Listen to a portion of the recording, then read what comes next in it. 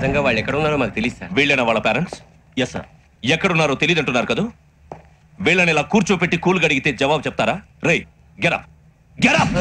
3 murders చేశారు తెలుసా? వాళ్ళు అలాంటి వాళ్ళు కాదండి. వాళ్ళకి సర్టిఫికేట్ ఇవ్వడానికి వచ్చావా? మా పోలీస్ డిపార్ట్మెంట్ పరువు తీశారు స్కౌండ్రల్స్. అలాంటి వెధవల్ని కన్నందుకు సిగ్గుపడండి. పిల్లల్ని పెంచడం చేత కాకపోతే ఏ రైలు కింద పడి చావండి. సార్ కొంచెం మర్యాదగా మాట్లాడండి.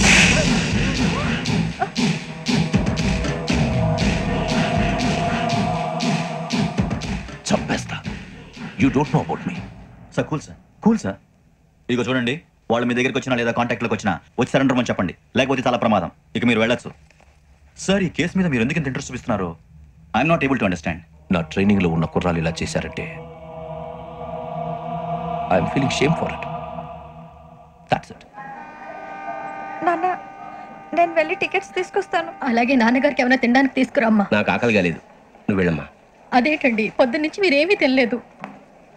నాకు విషయం తప్ప ఏమీ తినాలనిపించట్లేదు లక్ష్మి. వాడు ఎస్ఐగా ఉద్యోగం సంపాదించుకుంటే మురిసిపోయాను. కన్న తండ్రినే ఉండి కూడా వాడిని అర్థం చేసుకున్నందుకు సిగ్గుపడ్డాను. కానీ వాడు వాడిలాగా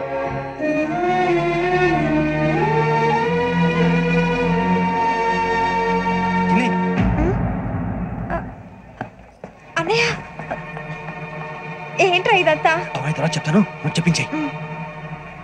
అలాగే నాన్న. అన్నయ్య రిజర్వేషన్ కౌంటర్ దగ్గర ఉన్నాను నాన్న. వాడు నాతో మాట్లాడాడు కూడా. అవునమ్మా, వాడు నాకు పంపించడానికి చెప్పాను. నువ్వు ఉండు, వాడు ఇటే వస్తున్నాడు నాన్న. ఏరా నాన్న ఏమిట్రా ఇదంతా? పర్వాలేదమ్మా, వేరే కంగారు పడకండి.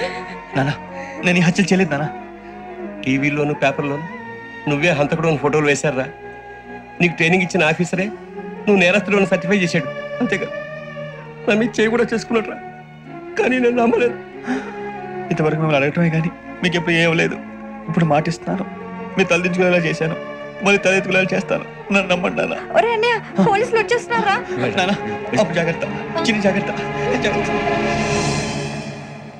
ఏమా రిజర్వేషన్ కౌంటర్ లో ఉన్నాడన్నా? అక్కడ ఎవరు లేనండి. వాడు ఉండగానే మీరు వెళ్ళాలి. మీరు వెళ్ళేంత వరకు వాడు ఉంటాడా ఏంటి? సరేలే. ఏమండి ఇడ్లీ చల్లారిపోతుంది. అవునవును, ఆకలి వేస్తుంది. నువ్వు కూడా తిను.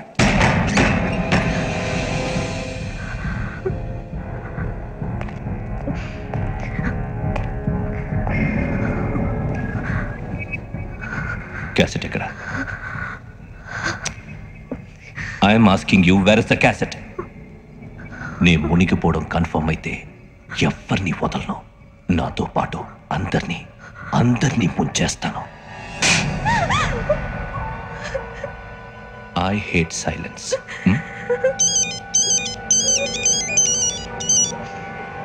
హలో, నేనేరా వెంకీ, వెంకటేశ్వర మాట్లాడుతున్నాను. నువ్వు అమ్మాయిని ఎంత భయపెట్టినా బతిమాలినా ఆ క్యాసెట్ నీకు దొరకదు.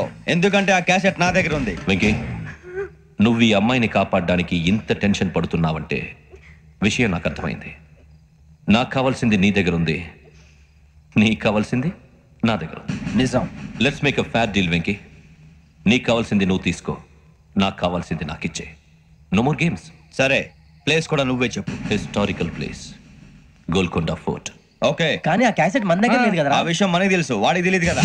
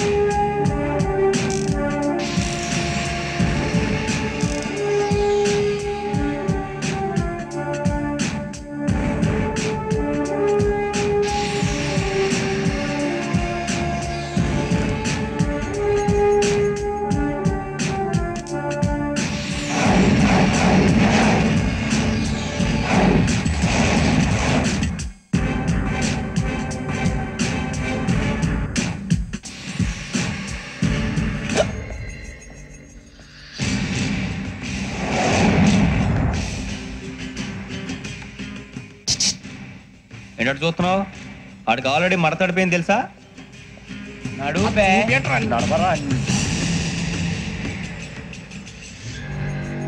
Okay, where's my cassette? అంటే క్యాసెట్ ఇచ్చేస్తే మా ఇద్దరిని చంపేసి క్యాసెట్ తీసుకెళ్ళిపోదాం అనుకున్నావా?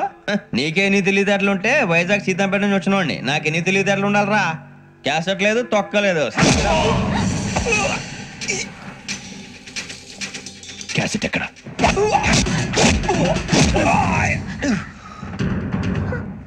Cassette, give me the cassette.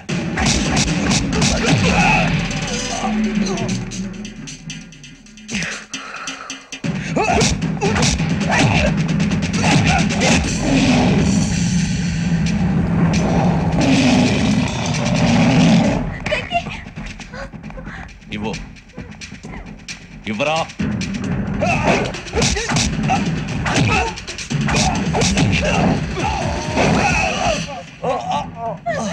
Come on, get up. Venky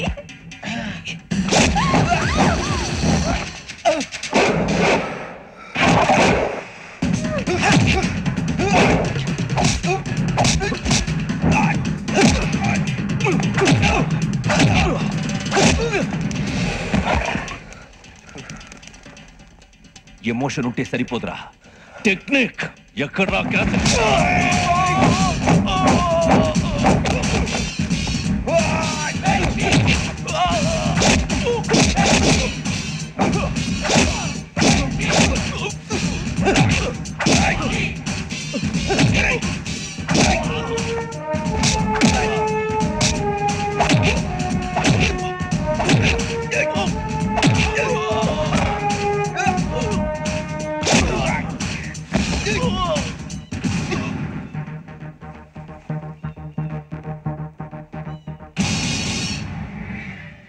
నా టెక్నిక్ తెలీదురా, ఎమోషన్.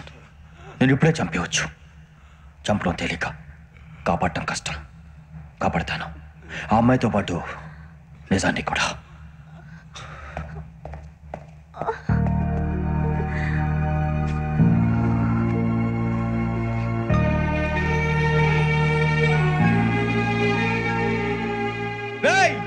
వచ్చేయండి. సరే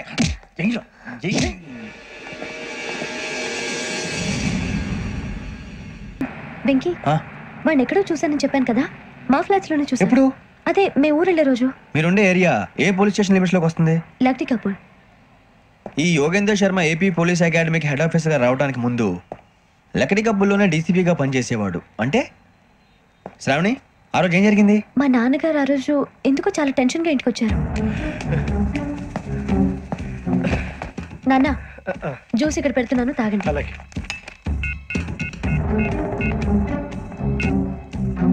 నేను ఇప్పుడే షాప్కి వెళ్ళొస్తాను. Okay okay. Hello, DCP here. నా పేరు ప్రసాదరావు, లగ్నీ కపుల్ నుంచి మాట్లాడుతున్నాను. ఇందిరాబాద్ లో జరిగిన మర్డర్ గురించి మీతో మాట్లాడారు. చెప్పండి.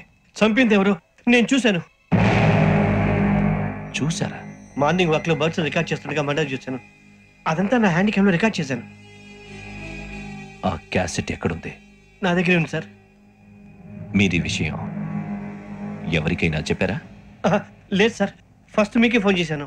ఇది చాలా సెన్సిటివ్ కేస్. ఇందులో పెద్ద పెద్ద వాళ్ళు ఇన్వాల్వ్ అయి ఉన్నారు. మీరు ఈ టాపిక్ ఎక్కడా డిస్కస్ చెయ్యొద్దు. ఎవరికి ఈ విషయం గురించి చెప్పొద్దు. ఆఖరికి మీ ఇంట్లో వాళ్ళకు కూడా. లేకపోతే మీ ప్రాణాలకే కాదు, వాళ్ళ ప్రాణాలు కూడా ప్రమాదం. అలాగే సార్. మీ అడ్రస్ చెప్పండి. Flat number 418, Arun apartments, opposite to Niloufer hospital, beside petrol bunk, Lakdikapul. మీరు అక్కడే ఉండండి. I will get in touch with you. Shravani, అమ్మ శ్రావణి, శ్రావణి.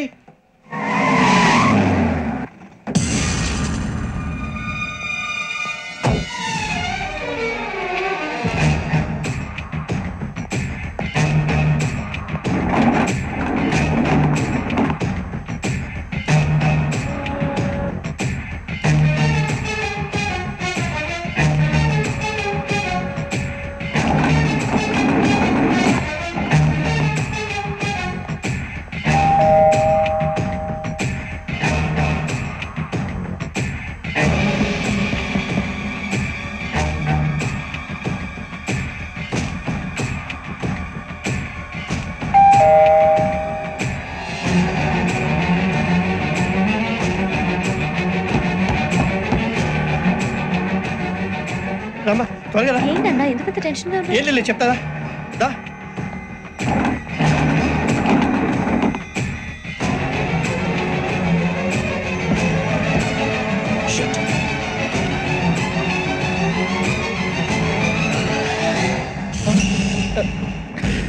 రైట్.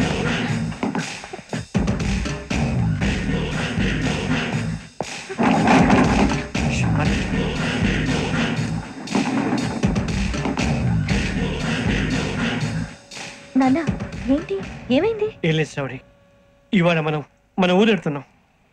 ఆయన చూసిన నేరాన్ని పోలీసులు చెప్పాలనే కంగారులో హంతకుడికి వివరాలన్నీ చెప్పేశారు. మీ ఫ్లాట్ ముందు యోగేంద్రని చూసి భయంతో మీ నాన్నగారు మిమ్మల్ని ఊరికి తీసుకెళ్ళిపోయారు. వచ్చేటప్పుడు కూడా యోగేంద్ర హంతకుడని తెలియక మీ బెర్త్ నెంబర్స్ వారికి ఇచ్చేశారు. బెర్త్ నెంబర్స్ మారటం వల్ల మీ నాన్నగారితో పాటు ఆ అమ్మాయిని చంపేశాడు. వాడిని వదలకూడదురా. ఈ క్యాసెట్ మన దగ్గర ఉండగా వాడు తప్పించుకోవడం కష్టం.